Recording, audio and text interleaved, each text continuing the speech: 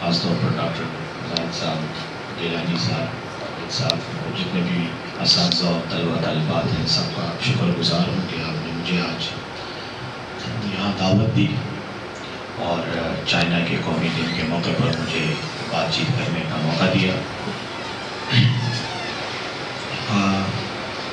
گیلانی صاحب نے کہا کہ میں چائنا کے بارے میں علم رکھتا ہوں، میں بالکل علم نہیں رکھتا، بہت ہی اگنورنٹ انسان ہوں، لیکن جو کچھ بھی میرے خیالات ہیں وہ ضرور میں بہت فرینکلی اور کینڈیڈلی آپ کے ساتھ شیئر کروں گا۔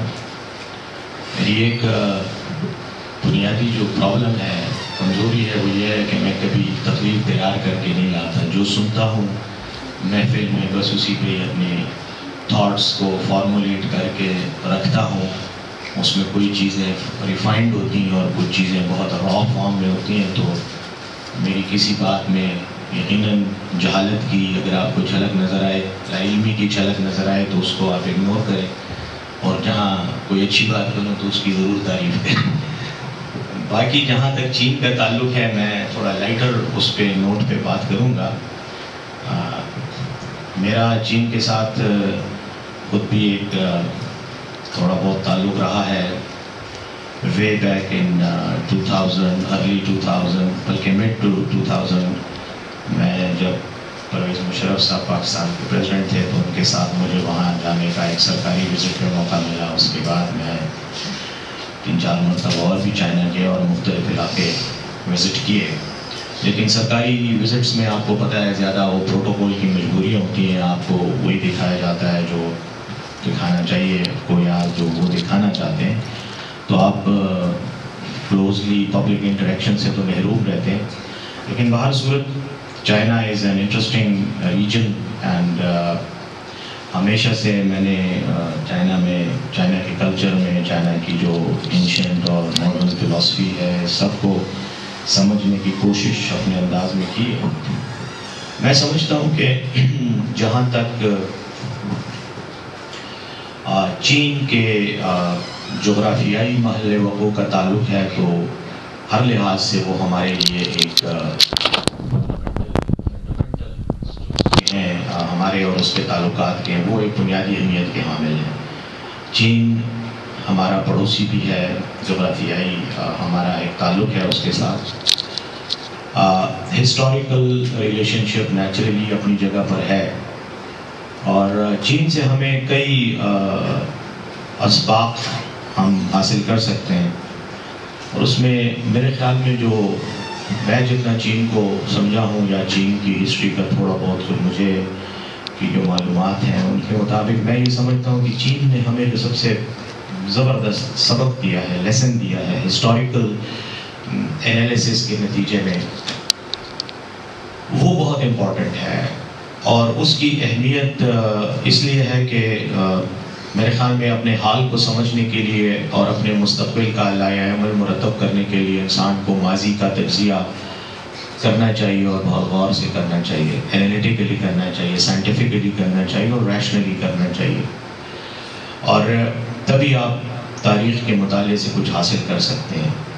میرے خیال میں جو چین کی سویلائزیشن ہے یہ بہت ہی قدیم سویلائزیشن ہے، اور سویلائزیشن ہمیشہ آپ کو ایک مجموعہ ہوتا ہے، ایک ریفلیکشن ہوتی ہے ٹریڈیشنل ویلیوز کی اور ٹریڈیشنل جو ارتقائی سفر ہوتا ہے اس کا.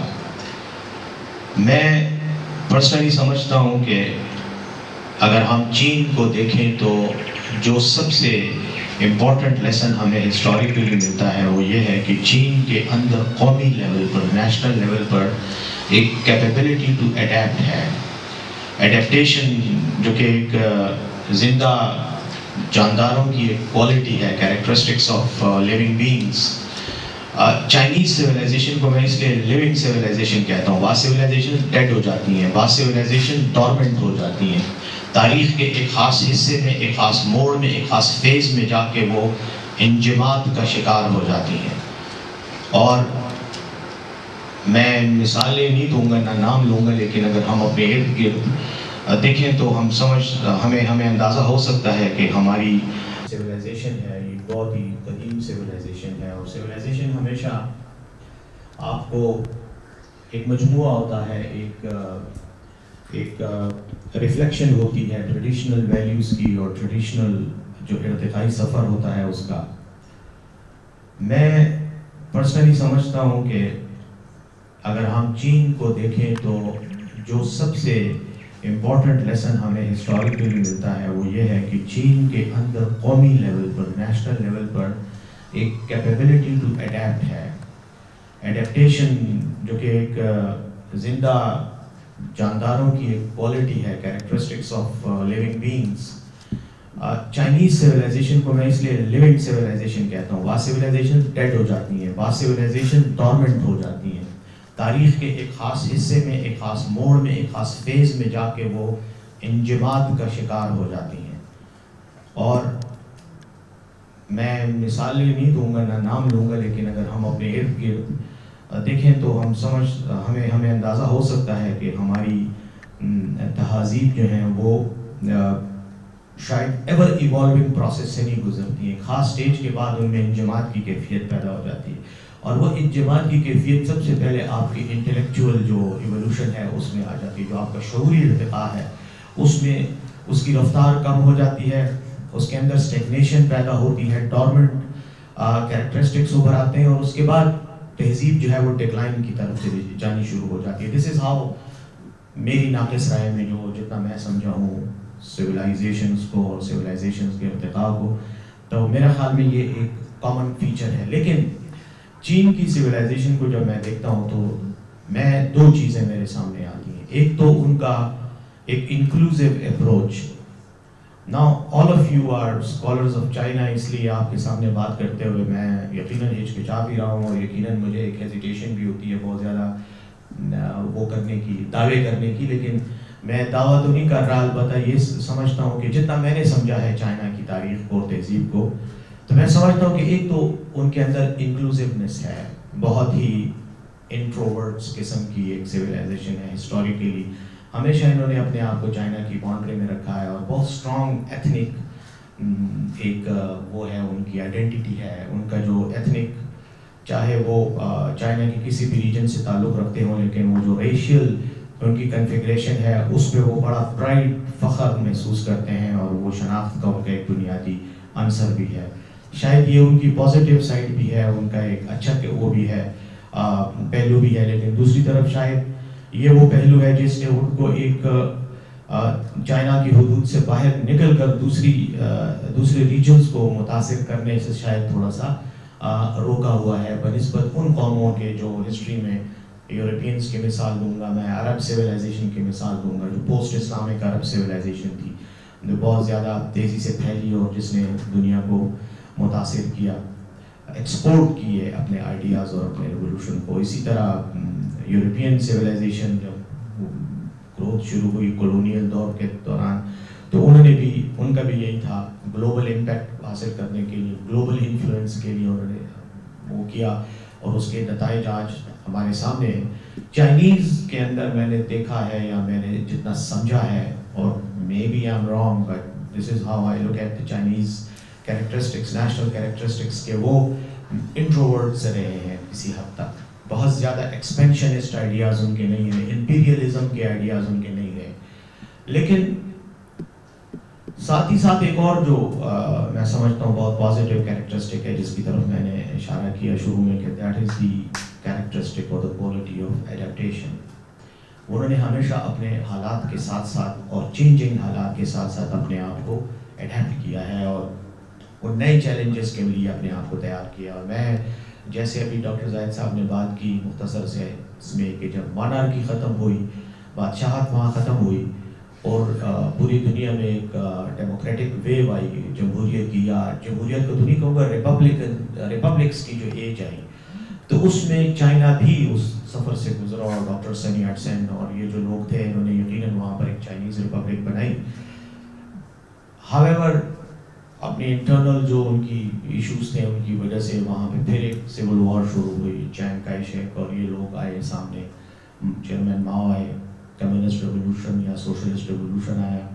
اس کے اثرات بھی یقیناً بین الاقوامی تھے کیونکہ ان کے نیبرہڈ میں رشیا میں سوویت یونین بنا, اس کے نظریاتی فکری اثرات چائنیز سوسائٹی پہ بھی مرتب ہوئے. اور میرے خیال میں جو مارکسسٹ اور جو لیننسٹ فلاسفی ہے کہ agrarian societies are more prone to socialism, کیونکہ ان کے اندر لینڈ ہولڈنگز کا جو سسٹم ہوتا ہے وہ زیادہ رائٹ بنا دیتا ہے سوشلسٹ ویلیوز کی انکلکیشن کو یا ان کی فاؤنڈیشنز کو. اور دیٹ از وائی جو چیئرمین ماؤ کا یا Chinese type of socialist revolution ہے which is the people's democratic revolution rather than as opposed to the national democratic revolution جو سوویت یونین نے جس کے خد و خال پیش کیے.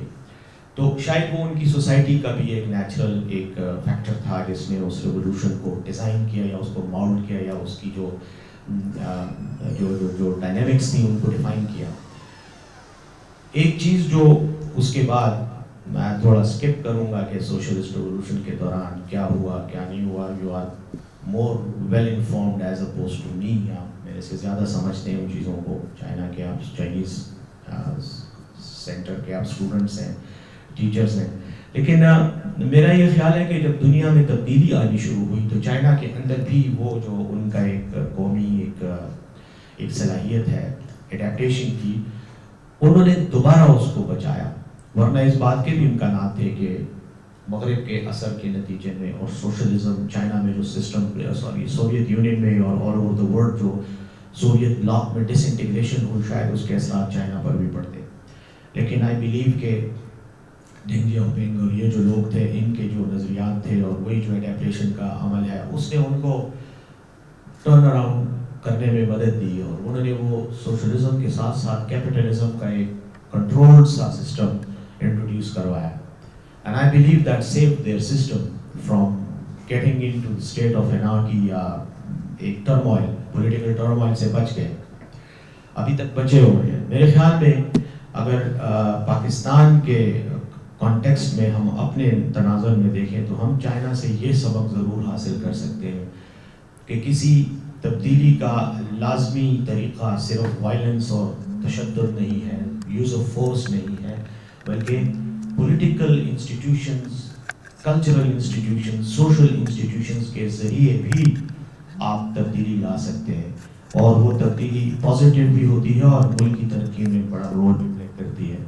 اور کارل مارکس کا جو تعریف ہے آف ریولوشن, انقلاب, جس میں وہ یہ کہتا ہے کہ every revolution is a logical manifestation of the evolutionary processes in that society. کسی بھی معاشرے کے میں انقلاب جو ہے اس معاشرے کے ارتقائی عمل کا in a way منطقی انجام ہوتا ہے.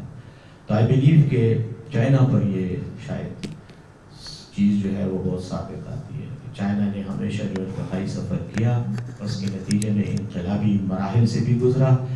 ان مراحل کے نتیجے میں انقلاب کی پازیٹیوٹی اور اس کے جو مثبت پہلو ہیں شاید وہ انہوں نے زیادہ بہتر طریقے سے یوٹیلائز کیے ایز اپوز ٹو دیگر ممالک میں جہاں انقلاب ہمیشہ وائلنس کی شکل میں آتا ہے. کم از کم 73 سال سے تو ان کا یہ سسٹم رہا ہے.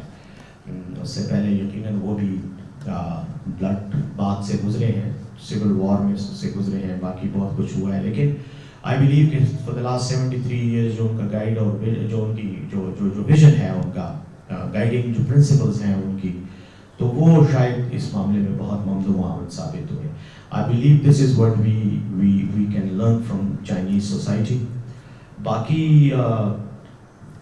میرے خیال میں انٹرنیشنل ریلیشنز میں مفادات یہ اہم ہوتے ہیں. چائنا یقیناً ہمارے ساتھ ہمارا آئرن بردر ہے اور ہمارا بہت پرانا تعلق ہے.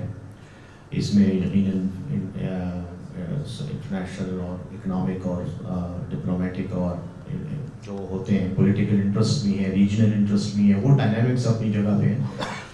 Having said this, I believe that Chinese culture کو سمجھنا, Chinese language کو سمجھنا یہ بہت امپورٹنٹ ہے, اور میں مبارکباد پیش کرتا ہوں اس سینٹر کو, اس سینٹر کے بنانے والوں کو بھی. and I appreciate کہ it was a great step forward in forging relationship with China.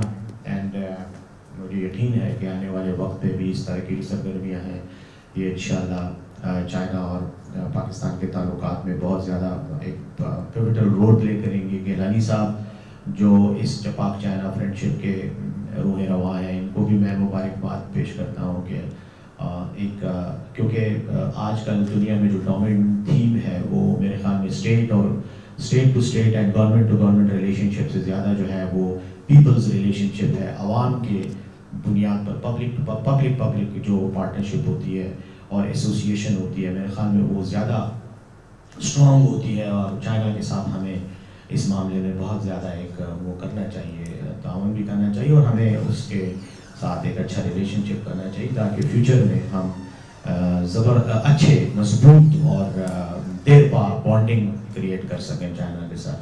So with these words, I thank you very much for enduring to listen to my verbiage, but since I was given the mic, تو ایک سیاستدان کی حیثیت سے پھر مسئلہ یہ ہے کہ ہمیں جب مائک ملتا ہے تو ہمیں بہت کچھ یاد آنے لگتا ہے. Anyways, thank you very much. بہت بہت شکریہ آپ کا. Thank you.